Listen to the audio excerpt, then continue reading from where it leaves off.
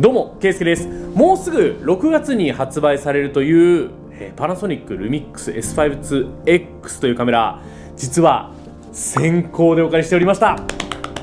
ですね、僕は S5-2 というカメラ持ってるんですけども、いや、見た目も違うし、この S5-2 から進化したポイントも地味にいろいろあってですね、その部分の機能もいっぱい使わせていただいておりました。いや、で、やっぱ持ってみるとめちゃくちゃいいんですよね。このデザインからしてめちゃくちゃ欲しくなったんですけど、で、今回はですね、この新しいカメラについて、基本的には僕の持ってる S5M2 というこのカメラの、進化版ということで、実は中身はほぼ一緒っちゃ一緒で、違うポイント少しって感じなんですよね。ただ、その違うポイントだけを紹介してもやっぱおもろくないじゃないですか。なのでその作例とか一緒に見ながら、こういう部分良かったよ、こういう部分こういう人におすすめだよっていうのも含めて、レビューしていこうと思いますので、ぜひ気になっている方、最後まで見ていてくれると嬉しいなと思います。で、そう、1個ね、パナソニックさんが隠してた秘密があったんで、それも後ほどご紹介します。早速行ってみましょう。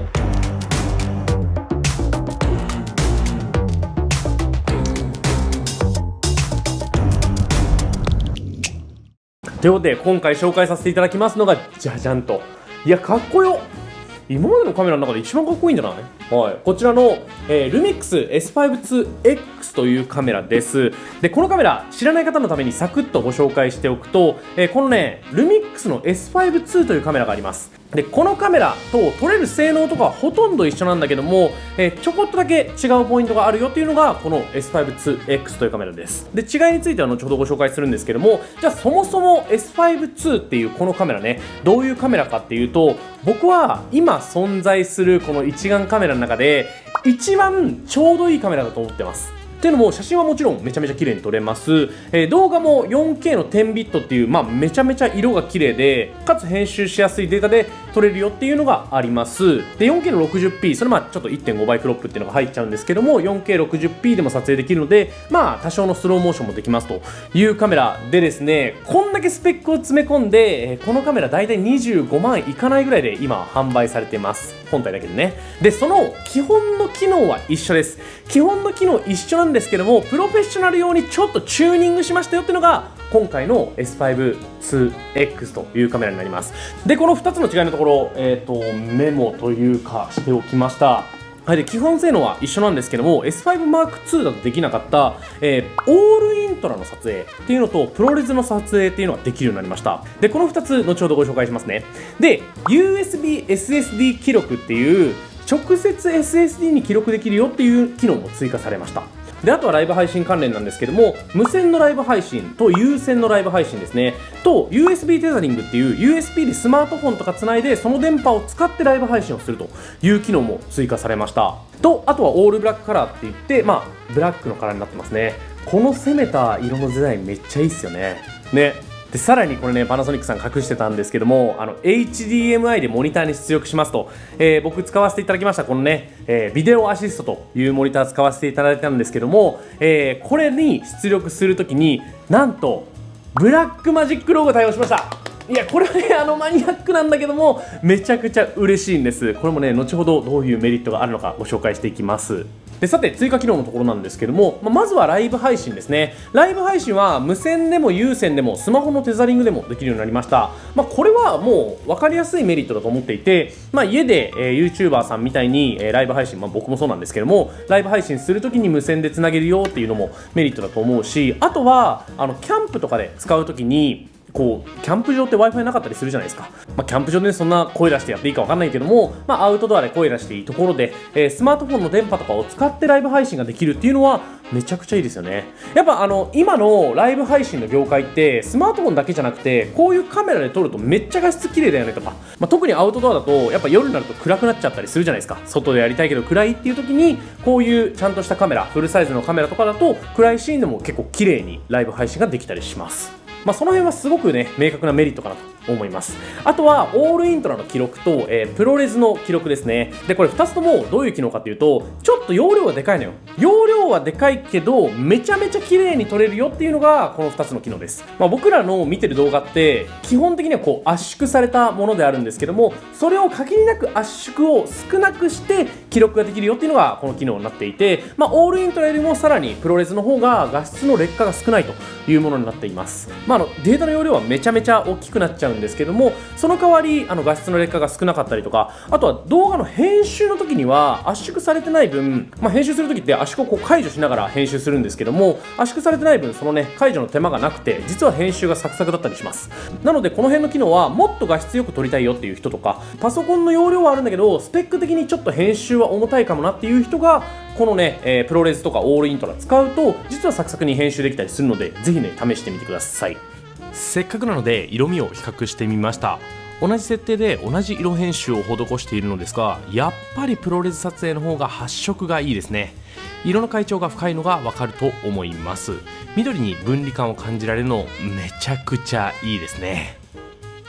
でさらにやっぱ僕が嬉しかったのは B ローですね。ブラックマジックロー、通称 B ローっていうねやつなんですけども、完全なロー動画が撮れると。もちろんモニターに出力してじゃないと撮れないんですけども、その代わりめちゃくちゃ色編集しやすかったりとか、階調がめっちゃ綺麗だったりします。データは大きいけども編集もね多少大変だったりするけども、でもめちゃくちゃ綺麗なんで、実は冒頭の動画とか、この動画とかその B ローで撮ったりします。本当に階調が豊かで、全然やっぱ普通に10ビットで撮影するものとはちょっと色は違うんですよね。なのでこれもねハマっちゃいますよね。僕もこの B ローめっちゃいいなと思っちゃいました。ちょっとマニアックな話をすると、他のねカメラとかだとプロレスローとかで出力できたりするんですけども、それだと、ダヴィンチリゾルブとかだと確か使えないんじゃないかな。僕はよくダヴィンチリゾルブっていう動画編集ソフトを使ってるんですけども、やっぱそれだと B ローの方が相性が良かったりするので、編集もしやすいし、そもそも編集がプロレスローとかだとできないと思うので、そういうロー動画の編集がダヴィンチリゾルブでできるよっていうのも一個大きなメリットかなと思います。プロフェッショナルの方は分かるはず。でこういう大きいような細かいような違いがありまして、値段的には3万ぐらいかな、違いがある感じになります。プロフェッショナルとか仕事で使う方っていうのはさっきのやっぱプロレスの記録も嬉しいと思うし、モニターに出して B ローで記録できるっていうのもすごく嬉しいんじゃないかなと思います。普通に Vlog とかで使う分にそのね B ローとか使ってるともう本当に容量がでかくなっちゃうんで、普段の旅行でその動画を使うかって言われるとあんまり使わないかもしれないんですけども、やっぱ仕事の現場とか本格的に撮影したいよねっていう時に、いざとなった時に使えるっていうのは安心感としてありかなと思ってまして、それがね3万4万ぐらいで手に入るんだったら、いや僕は結構ありだったなと。ってね考えると、いやー S5-2X 買っときゃよかったかなっていうのがちょっとね後悔としてありますよね。何せ見た目がめちゃめちゃかっこいいんで、本当S5-2 買ってから S5-2X 実は予約しましたって声もめっちゃ多くて、やっぱ特にこの見た目が評判いいんですよね。でその3、4万プラスしてそういう仕事の現場でも安心して使えるっていうのを考えたら、いやありだったなと、ちょっと僕待てなかったけどありだったなと今更ながらちょっと思ったりしてます。ケイスケの動画、はい、ここまででもう違いっていうのはご紹介したので、ここからは実際に僕が撮ってきた写真とか動画とか見てもらいながら、どういうところちょっと実際良かったんですというところをちょっといろいろ語らせてください。ということで作例の方どうぞ。